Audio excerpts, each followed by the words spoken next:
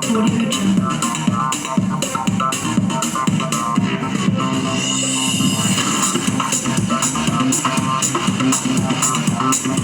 Audio Jungle.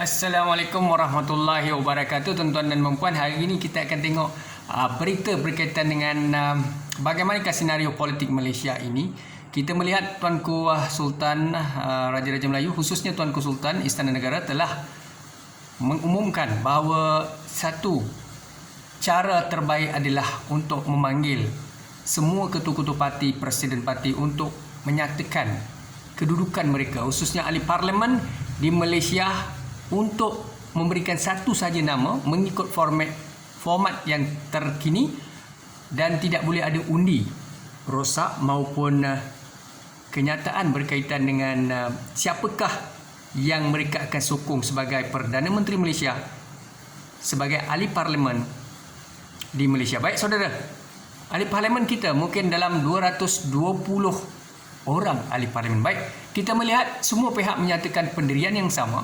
Kalau tuan-tuan dan puan-puan membuka kepada media baru ataupun merujuk kepada media baru maupun apa-apa saja instrumen sophisticated, Twitter, Facebook, apa saja, anda akan melihat bagaimana video, audio, segala sibaran berita berleluasa masing-masing menyatakan alhamdulillah, syukur, berita gembira esok, cukup majoriti, dan persoalan yang dinanti-nantikan oleh rakyat dalam kekeliruan, dalam kegusaran adalah siapakah sebenarnya akan menjadi Perdana Menteri Malaysia yang ke-9.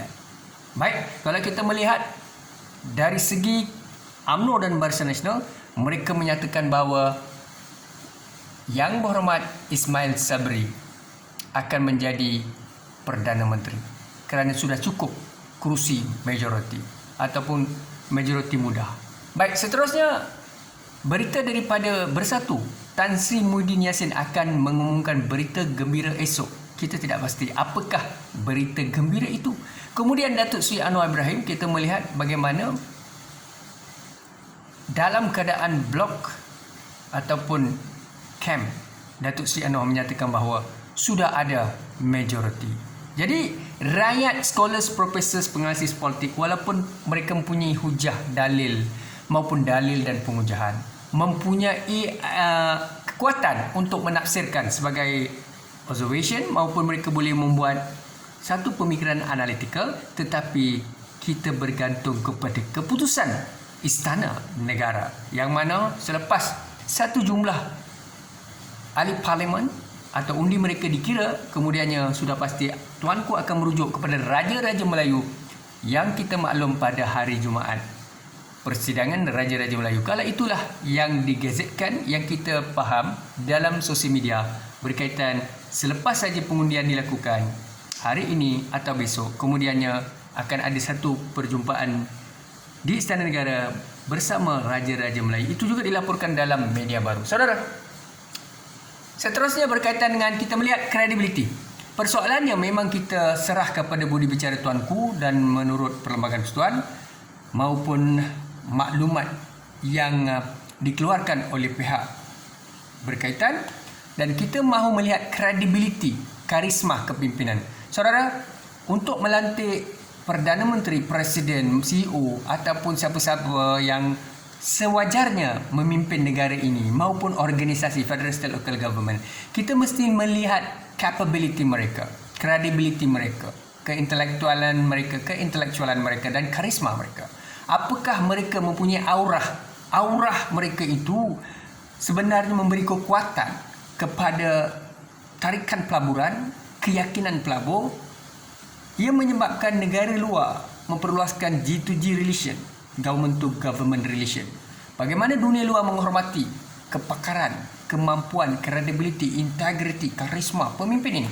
Baik, kita melihat daripada YB, kita sebut Ismail Sabri. Baik, YB Ismail Sabri memang sebelum ini dalam Perikatan Nasional beliau adalah Timbalan Perdana Menteri, tetapi dari sudut capability, Tun Mahathir juga menyatakan Ismail Sabri tidak fit enough to rule. Kita tidak tahu. Itu antara kenyataan-kenyataan yang melegar dalam sosial media. Tetapi UMNO yakin bahawa Ismail Sabri, YB Ismail Sabri boleh menjadi pemimpin dan Perdana Menteri.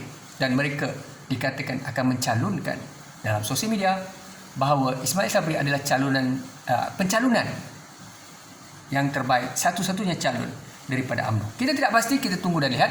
Begitu juga Tan Sri Muhyiddin Yassin yang telah meletakkan jawatan dan beliau akui tidak ada majoriti. Dan kemudiannya ada ura-ura yang menyatakan kerajaan beliau akan kembali dan beliau juga akan muncul. Adakah ini benar? Adakah orang yang telah undurkan diri atau letak jawatan kerana terpaksa dan kemudian muncul tak sampai 2-3 hari? Apa yang sedang berlaku? Mengapa perlu berlaku begini? Dan apa takdirnya? Kita tunggu. Saudara, kredibiliti Tan Sri Muhyiddin Yassin, beliau dilihat dalam keadaan kepimpinan beliau memang usaha dijalankan, tetapi COVID tetap tinggi, 20,000 ke atas, dan semalam 19,000.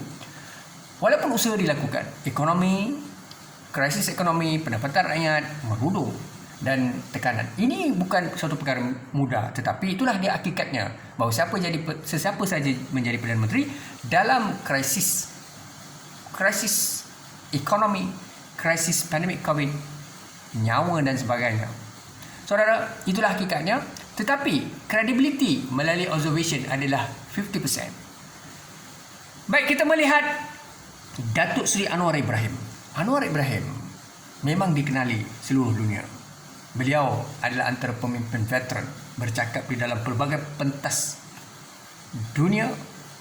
Beliau dikenali di kalangan pemimpin Arab, pemimpin Islam, begitu juga pemimpin luar negara seperti BBC dan juga pelbagai medium Amerika, kerajaan Australia, kerajaan India, China dan sesiapa saja mereka mengenali Anwar Ibrahim. Dan sebenarnya Anwar Ibrahim mempunyai aura dan kekuatan, tetapi walaupun skornya di sini melalui observation adalah 80%, persoalannya adakah Anwar akan dilantik, berpeluang dilantik atau cukup majoriti?